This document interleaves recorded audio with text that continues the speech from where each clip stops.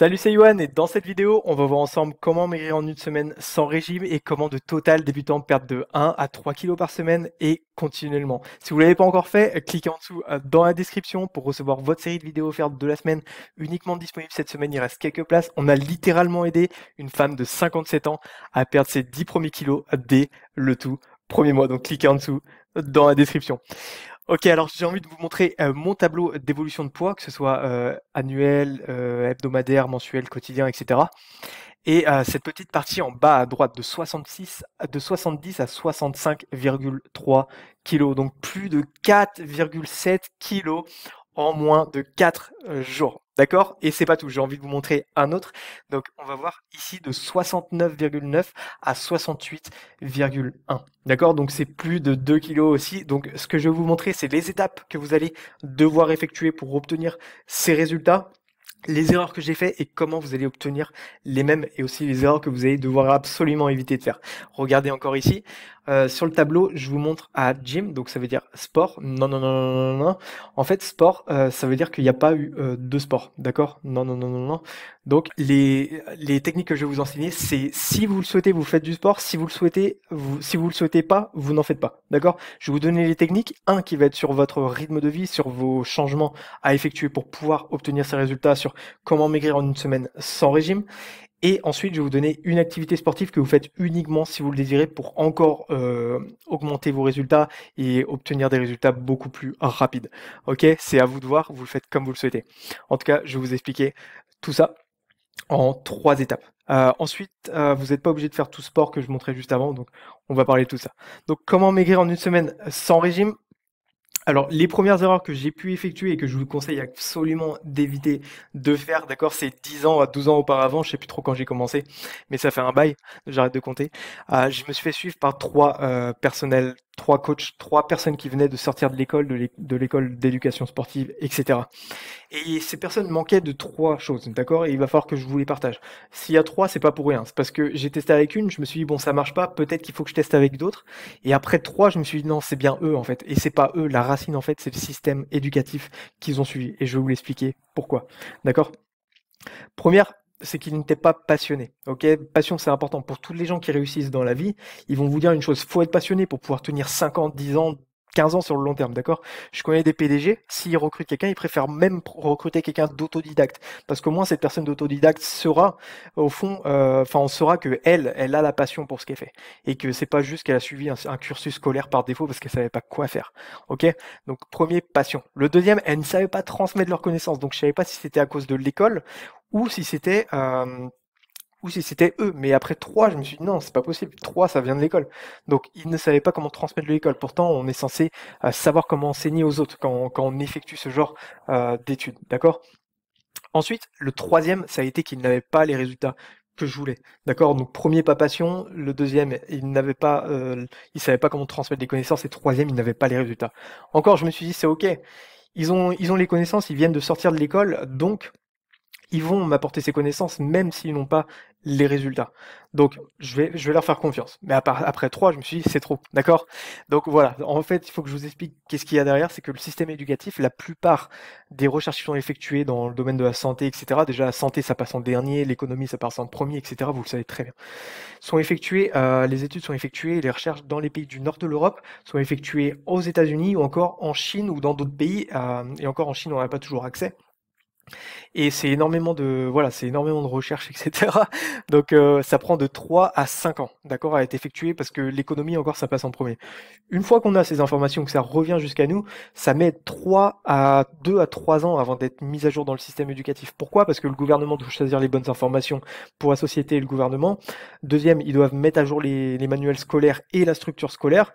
Et encore, on doit faire le tri par rapport à toutes les informations économiques, etc. Et encore une fois, la santé, ça passe en dernier. Donc 7 ans total avec les recherches, plus le temps de mettre à jour le système éducatif, 7 ans, plus encore le temps d'apprendre derrière, 12 ans total pour que quelqu'un puisse obtenir les résultats. D'accord? Donc c'est un temps monstre, c'est 1/10 d'une vie, d'accord? C'est comme l'époque à l'époque la médecine, on prenait ah c'est bon, il a le titre de médecin, on le prend comme un dieu, alors que le médecin il sait que dalle, d'accord? Et c'est la même chose aujourd'hui, il y en a ils savent rien, ok? Donc il faut bien que vous fassiez attention de faire confiance à quelqu'un qui a les résultats, qui est passionné et qui sait enseigner. Ok, ça c'est clair et net. Ensuite, le troisième, je voyais qu'il y avait des résultats. Ok, il en avait un petit peu, etc. Mais je voyais qu'il y avait un truc derrière. Du coup, j'ai fait, ok, t'arrives pas à me transmettre les résultats, etc. Mais je vois qu'il y a un petit truc, hein. Donc dis-moi, qui t'a enseigné? Je vais aller voir cette personne, dis-moi qui t'a enseigné. Donc il m'a donné les contacts. Cette personne vivait en Norvège, vit toujours, et elle m'a suivi pendant 2 ans, d'accord? 2 ans qui ont littéralement changé ma vie, d'accord? Ensuite, ce que j'ai fait, c'est que je me suis pas arrêté là. Je suis parti aux États-Unis et je me suis fait suivre pendant 3 ans par un mec, enfin par un homme de 55 ans qui avait changé sa vie 10 ans auparavant à 45 ans. 45 ans, c'est déjà vieux. Il était en surpoids, 130 kilos, et il a changé tout. Il a changé son physique, donc physique complet. Et après, ce qu'il a décidé de faire, c'est ok, j'ai changé mon physique en quelques mois. Ceux qui disent qu'on peut pas en quelques mois, il l'a fait. D'accord, 130 kilos, il l'a fait. Et 1 an si on veut vraiment aller à l'optimal, mais il l'a fait. Ok. Et une fois qu'il avait obtenu ses résultats, il a dit ok. Donc maintenant que j'ai obtenu cet objectif, ce que je vais faire, c'est que je vais transmettre les techniques que j'ai effectuées dans d'autres aspects de ma vie. D'accord? Et c'est ça où il m'a appris. On n'effectue pas plus on n'obtient pas plus en effectuant plus.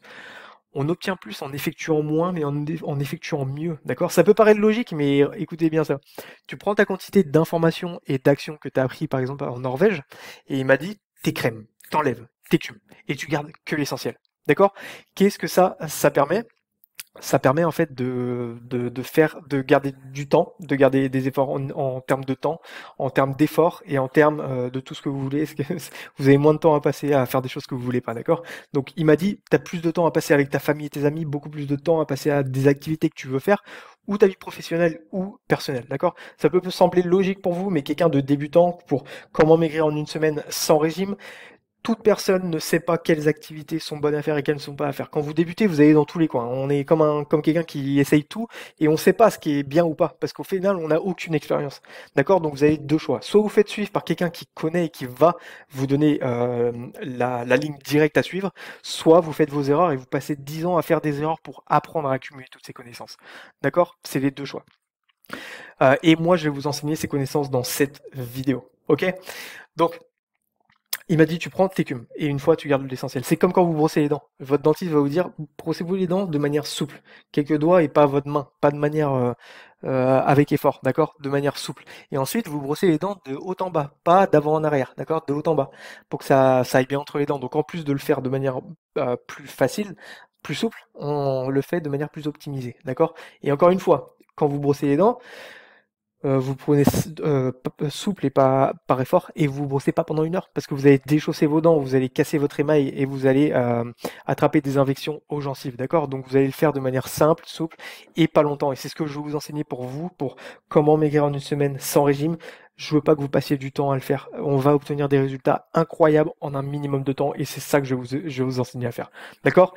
Alors, première règle à suivre, vous allez diminuer votre nombre de repas. Ok? 3 repas maximum, 2 repas optimum, un repas si vous le souhaitez de temps en temps. D'accord? C'est la règle numéro 1.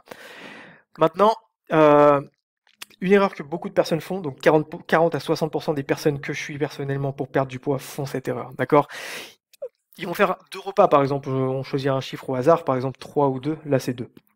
Un repas midi, un repas soir, et ensuite, 3 heures après, devant une série télé, un carré de chocolat. C'est pas beaucoup, c'est pas une barre de chocolat, c'est un carré. Mais ce que je leur dis, c'est que, ok, ce carré-là, en fait, tu peux pas. D'accord? Là, tu peux, parce que je vais vous expliquer que ça comptera comme un repas. Donc, au final, elle aurait fait 3 repas. Par contre, si elle aurait fait 3 repas et un bout de chocolat, ça l'aurait pas fait. Faut enlever ce mot de grignotage et considérer ça comme des repas. Je vous explique pourquoi. En fait, après son dernier repas, elle avait déjà commencé à recommencer à perdre du poids. Ok? Elle était en train de piocher dans ses propres graisses, etc.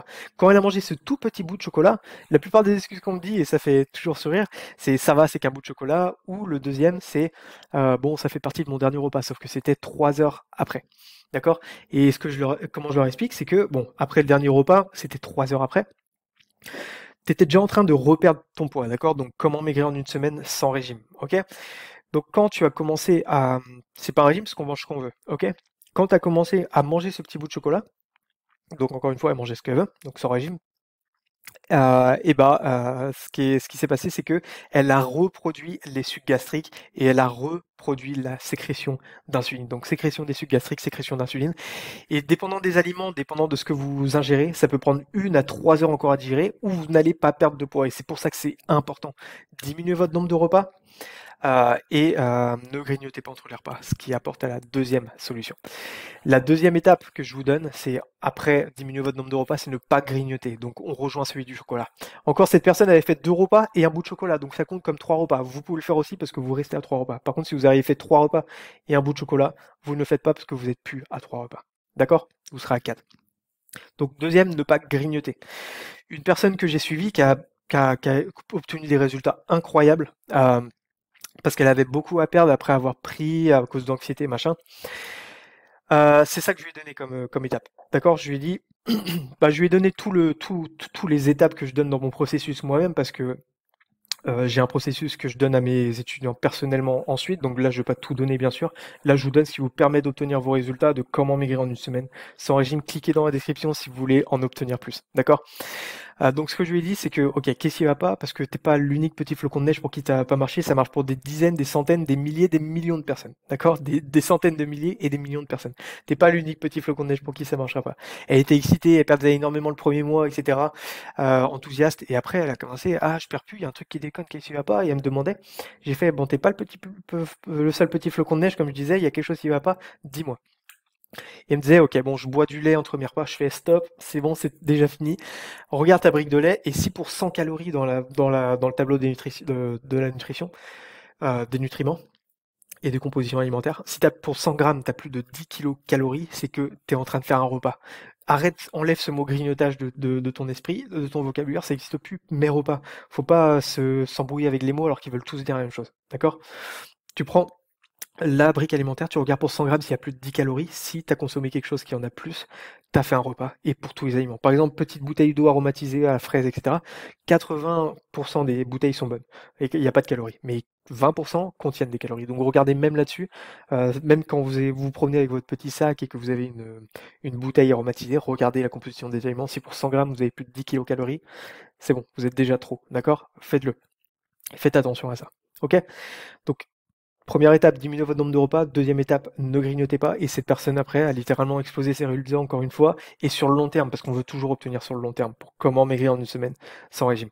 Maintenant, la troisième étape, deuxième. Alors, diminuez votre nombre de repas, ne grignotez pas, sinon vous comptez comme des repas. Troisième étape, le sport. High Intensity Interval Training. C'est littéralement le mieux que vous pouvez faire. Si vous voulez plus d'infos, vous cliquez dans la description pour pouvoir obtenir beaucoup plus d'outils. Mais ceux-là, ce sont ceux que j'ai envie que vous fassiez pour que vous puissiez obtenir vos meilleurs résultats maintenant pour comment maigrir en une semaine sans régime. Vous n'êtes pas obligé de le faire comme je vous l'ai montré dans mon tableau. Je ne l'avais pas fait quand j'avais perdu du poids grâce à cette technique. Ok? Donc, High Intensity Interval Training, c'est haute intensité exercice par intervalle. Donc, ce que vous allez faire, c'est que vous allez aller à 100% de votre vitesse maximum. À 100%, on peut pas, parce qu'on peut qu'en période de survie, avec la sécrétion d'adrénaline. Mais vous, comptez vos 80% comme étant 100%. Vous allez à votre max. Pas de rétention, sinon ça marche pas. 30% de votre max, vous faites ce que vous voulez. Donc, que ce soit course à pied, corde à sauter, que ce soit exercice au sol, un truc physique, natation, sport de combat en continu. Ce que vous voulez, tant que ça dure tant que c'est physique, d'accord? Pour randonnée, marche rapide, ça marche pas, ok? Donc faites attention à ça. Vous allez faire 30 secondes super rapides au maximum que vous pouvez. Moi, je fais de la course perso, donc 30 secondes rapide. Mais je déteste courir, donc je fais ça. 30 secondes rapide. Et je vous avais montré, j'avais pas fait. Quand j'ai mis non, j'avais pas fait ça. Et 30 secondes de pause. 30 secondes de pause, c'est soit vous restez passif comme ça et vous soufflez, soit vous marchez. Ou vous faites la même activité mais en lent. Par exemple, nager plus lentement. Ce que vous voulez, en lent. Ok? Si vous n'êtes pas sportif, vous augmentez à 45 secondes, 1 minute, 1 minute 30, 2 minutes. N'allez jamais à 2 minutes si vous n'êtes pas obèse et que vous n'avez pas peur de vous blesser. Allez à 1 minute 30. Par contre, si vous êtes obèse et que vous avez peur de vous blesser, encore une fois, prenez le maximum. Donc 2 minutes. D'accord? Demandez l'avis du médecin ou tous ces trucs-là si vous voulez. 2 minutes. Ok? 30 secondes rapides, 30 secondes ou plus, dépendant de votre condition physique. Ok? Et vous faites ça pendant 10 minutes. C'est incroyable. Ce que vous allez faire, c'est que vous allez faire cet exercice 3 fois par semaine pour être optimal. Vous pouvez le faire moins ou vous pouvez le faire plus, mais comme on dit encore une fois, on n'obtient pas plus en faisant plus. D'accord? On obtient moins, on obtient plus en faisant moins, mais de manière plus optimale. Donc un jour de repos entre chaque. Lundi, mercredi, vendredi par exemple, ou mardi, jeudi et samedi, ou par exemple mercredi, vendredi et dimanche. D'accord? Vous choisissez, vous faites ce que vous voulez, ou d'autres jours avec 2 jours de décalage, où vous voulez. C'est compris? Vous faites ça et vous allez obtenir un meilleur résultat.